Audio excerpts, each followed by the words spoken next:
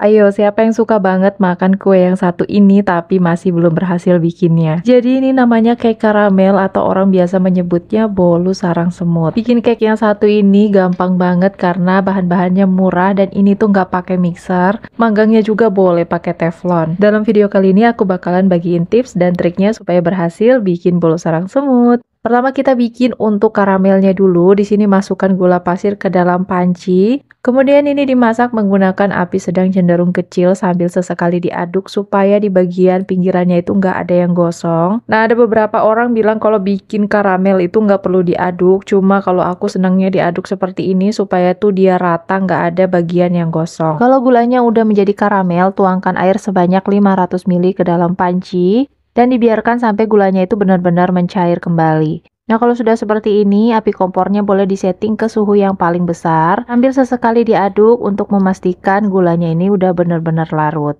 Kalau udah tinggal diangkat dan biarkan sampai benar-benar dingin. Di wadah lain, pecahkan 6 butir telur. Di sini aku pakai telurnya yang ukuran sedang. Kalau teman-teman pakai ukuran kecil, boleh pakai 7 butir atau 8 butir ya. Setelah itu kocok lepas telurnya, ini nggak perlu sampai mengembang. Di sini aku pakai whisker aja, kalau teman-teman mau pakai mixer juga boleh. Lanjut masukkan bahan keringnya. Di sini pertama aku masukkan untuk tepung terigu. Tepung terigunya di sini nggak aku ayak ya teman-teman, karena nanti di akhir bakalan aku saring adonannya, jadi tidak akan ada sisaan bahan yang bergerindil. Aduk tepung terigunya sampai tercampur rata. Setelah itu lanjut kita masukkan untuk tepung tapiokanya. Ini diaduk rata lagi sampai semua bahannya itu tercampur rata dan adonannya itu terlihat licin. Nah, kurang lebih adonannya itu bakalan seperti ini. Setelah itu masukkan susu kental manis. Susu kental manis ini bakalan bikin cake sarang semutnya itu jadi lebih moist. Selanjutnya di sini aduk rata adonannya sampai semua bahan itu tercampur rata. Kalau teman-teman nggak suka terlalu manis, untuk susu kental manisnya boleh dikurangi ya. Lanjut di sini aku mau masukkan untuk margarinnya. Margarinnya pastikan sudah dilelehkan dulu ya. Untuk margarinnya boleh diganti dengan butter atau mau di mix dengan minyak goreng juga boleh. Silahkan disesuaikan dengan selera masing-masing. Aduk rata sampai semua adonannya itu terlihat licin. Kalau udah, lanjut di sini aku mau kasih masuk baking powder. Masukkan juga baking sodanya. Kemudian jangan lupa tambahkan vanilla essence atau vanilla extract. Diaduk lagi sampai semua bahan tercampur rata. Ini ngaduknya kurang lebih selama 3 menit.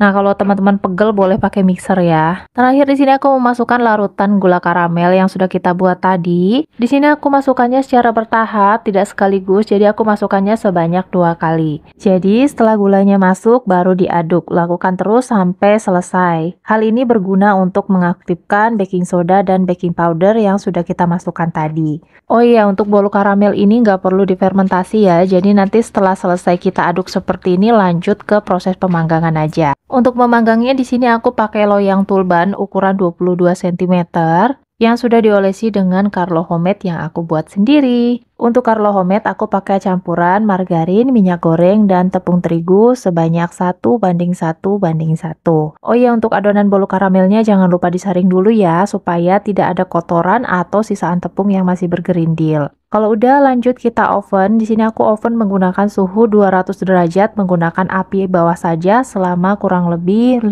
menit. Kemudian 10 menit terakhir aku menggunakan api atas saja supaya bagian atasnya itu kering. Setelah matang, tunggu sampai agak dingin baru boleh dikeluarkan dari loyangnya. Sebelum dikeluarkan dari loyang, jangan lupa di bagian pinggirannya itu disisir seperti itu. Untuk memastikan tidak ada yang lengket di dasar wadah. Tapi kalau teman-teman pakai loyang yang anti lengket, kayaknya ini nggak perlu dilakukan karena biasanya bakalan meluncur dengan sempurna. Kalau udah lanjut di sini aku mau keluarkan dari loyangnya. Dan tada, ternyata ada yang melengket di bagian ujungnya seperti itu. Tapi ya udahlah ya, nggak apa-apa. Kita balik aja karena ini kan untuk makan sendiri juga, bukan untuk dijual. Nah, teman-teman bisa lihat ini untuk hasil cake-nya benar-benar jiggly dan ini tuh lembut banget. Cake ini kalau diinapkan dan dimakan besok paginya, insya Allah dia bakalan tetap lembut seperti ini, nggak bakalan keras dan seret di tenggorokan. Nah, ini langsung mau aku potong-potong aja supaya teman-teman bisa lihat di bagian dalamnya itu seperti apa. Jadi ini untuk bagian dalamnya dia full bersarang ya teman-teman.